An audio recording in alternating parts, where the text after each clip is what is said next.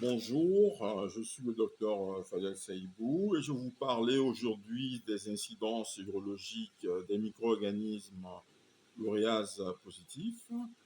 Donc, il s'agit de micro-organismes qui jouent un rôle clé dans diverses pathologies urologiques en hydrolysant l'urée en ammoniac et en CO2, ce qui entraîne une alcalinisation de l'urine et favorise la formation de calculs et d'autres complications.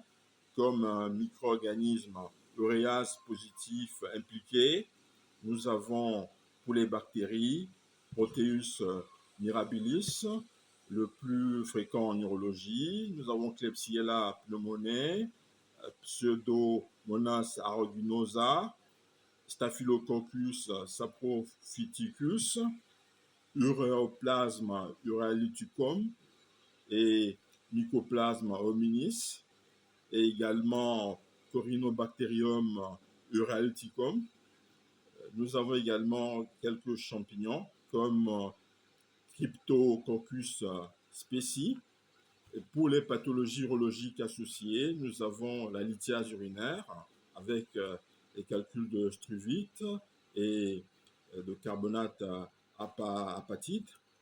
Voilà, comme mécanisme, nous avons l'uréase qui hydrolyse l'urée en NH4+, et en HCO3- en augmentant le pH qui est souvent supérieur à 7,2. En milieu alcalin, nous avons la précipitation de phosphate ammoniac magnésien, c'est-à-dire struvite, et carbonate apatite. Donc, ces calculs sont souvent coralliformes, c'est-à-dire pouvons occuper tout le bassinet rénal. Voilà. Nous avons 10 à 15% des calculs urinaires majoritairement chez les femmes de ce genre à cause du risque accru d'infection urinaire. Et également, c'est des calculs associés aux biofilms bactériens comme Proteus, Klebsiella. Voilà.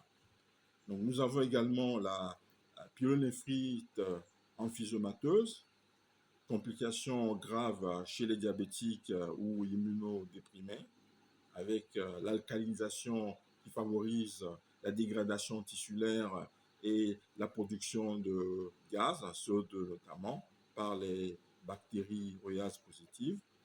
Voilà, nous avons les infections urinaires chroniques et la cystite incrustante. Donc, la cystite incrustante est liée à Corynebacterium uraliticum, avec urase très active, et dépôt de phosphate de calcium sur la muqueuse vésicale, ulcération et hématurie.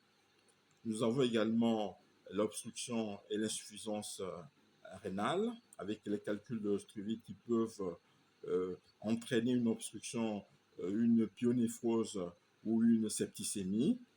Pour le diagnostic, nous avons l'examen cytobactériologique des urines, avec identification de germes et tests de sensibilité aux antibiotiques, vérification de pH qui est souvent supérieur à 7,5, ce qui est subjectif. Pour l'imagerie, nous avons recours au scanner sans éjection, gold standard pour les calculs et pour la détection de struvite notamment. L'échographie peut être utile pour les complications comme les pyélonéphroses. Nous avons également la biochimie des calculs avec analyse spectrophotométrique ou par diffraction RX pour confirmer la struvite.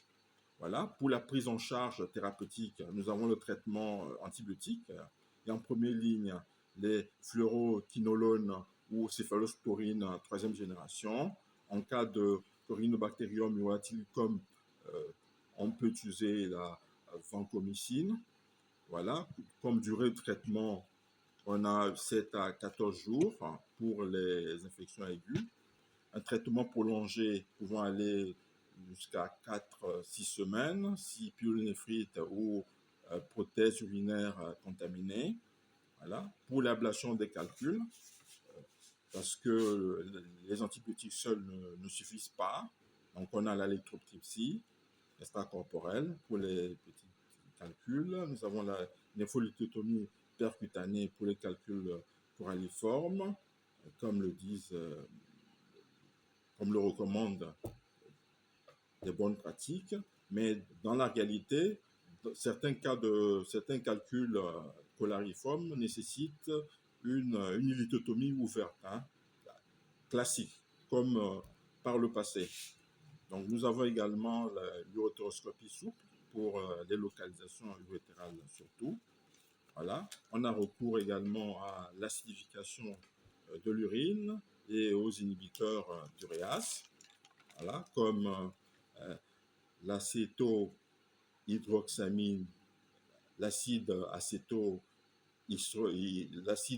acétohydroxaminique, voilà, l'inhibiteur compétitif de l'uréase, mais avec des effets secondaires comme les thromboses et l'hémolyse.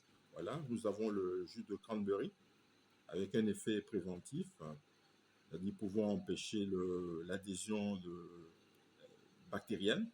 Voilà. Pour la prévention des récurrences, nous avons l'hygiène hydrique, c'est-à-dire il faut boire plus de 2 litres par jour, ce qui est évident en temps normal. Voilà. Une surveillance régulière du pH urinaire, une antibioprophylaxie, avec l'utilisation par exemple de nitrofurantoine chez les patients à risque. Voilà. Comme perspective et recherche récente, nous avons de nouveaux inhibiteurs du RAS à l'étude sur les dérivés thiorés et composés naturels, extraits de plantes. Nous avons également l'immunothérapie avec des recherches sur les vaccins anti-protéus en essai préclinique. Nous avons le microbiome urinaire avec le rôle des dysbioses dans les récidives des infections. Voilà, je vous remercie pour votre attention.